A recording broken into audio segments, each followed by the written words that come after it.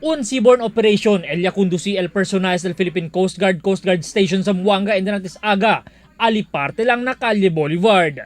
Este entendido para kuhi con el mga barko, como se llama Basnig, quien illegal taman entra y sale aquí na ciudad de Zamboanga desde antes. Ya recibe asigun informasyon el Coast Guard Station Zamboanga que mayoría de estos mga pescador ta entra y sale lang na ciudad pero no hay bastante papeles y permiso na gobyerno lokal y otoridad el di la entrada. Rason para mira kita, como bien manadapin mi barko aliparte na mencionado lugar. Primer barko palang i-embarca, ya puede saber el Coast Guard que del otro barco gale el papel esta carga el tripulante de este fast boat Edo May 3, quien estaba na probinsya del Bayawan, Negros Occidental.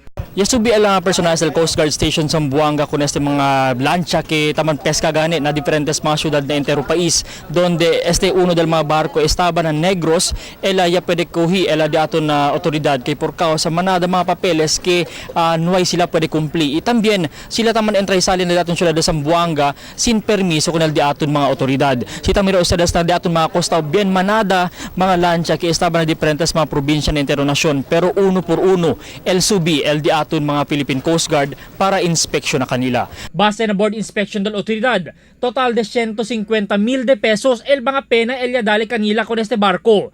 Por causa con el tres mga violasyon, como el hindi tadali abiso con el di la transaksyon na syudad, falta dokumentos, y no hay bastante personajes para man-operate con el di la barco de pesca.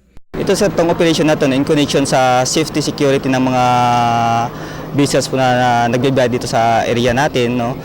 Kinakailangan namin gawin to para ma-check kung ito ba ay legal, may mga dokumento talaga, no, na pupunta rito. Parte también del operasyon, amo el informasyon que posible, pwede kanila usa el mga mal elementos que posible talibang mga armas o eksplosiba.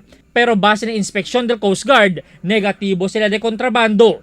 Amo lang semehante mga violasyon, el cosa ya pwede inkontra kanila. Unang-una po natin titignan dyan yung mga clearances po nila kung valid pa po ba, kung hindi pa expired, no. Second, yung mga cargos nila.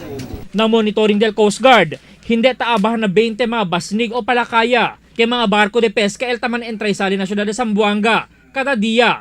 Como aliparte na baliwasan seaside, continua asigun este operasyon hasta na mga siguiente meses.